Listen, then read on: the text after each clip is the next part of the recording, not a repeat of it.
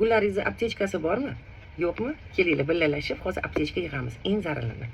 Tak, bizaga drevesniy ugl, aktivirованный ugl ham to'g'ri keladi. Perisadkaga ham, boshqa mahal profilaktikaga ham juda ham zo'r.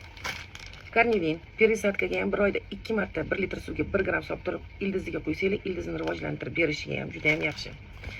Tak, fitosporinni solib qo'yinglar, chunki har xil vaziyat bo'lishi mumkin, lekin profilaktika uchun ham qilsanglar bo'ladi.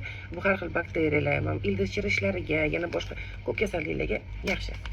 Aktara qumursqalarga, har xil vreditellarga sepsanglar, olib qo'ysanglar, bu ham juda ham yaxshi, lekin hamma dorilarning instruksiya bo'yicha.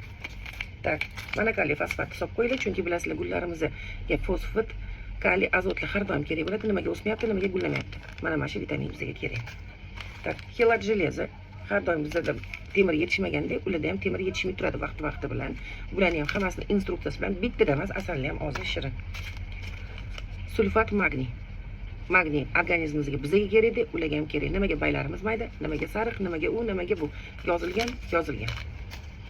Kelgan Epin sirkon, anti-stress обязательно kerak. Je bo'lmasa 2 haftada bir uyda gullaringlar bitta joyda turgan taqdirda ham sepib ishlatib tursanglar, hech ham ziyon qilmaydi. Sirkon ustidan ham, tagidan ham ishlaydi, epin bayidan ishlaydi. Bunisi ham anti-stress hisoblanadi. Hozirgi yozgi kunida ishlatishni men juda ham tavsiya qilaman, bir haftada bitta bo'lsa ham.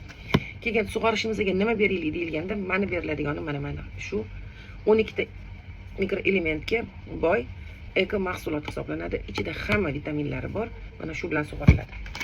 Bular qolgani bizda dabavka aptechkamizda tursa ziyon qilmaydi. Agar ma'lumotim foydali bo'lgan bo'lsa, like, podpiskani bosamiz, tanishlarimizga jo'natamiz. Zo'r ularga foydasi tegsa. Xo'p, rahmat, kommentariyda fikringizni, mulohazalaringizni bildiringlar.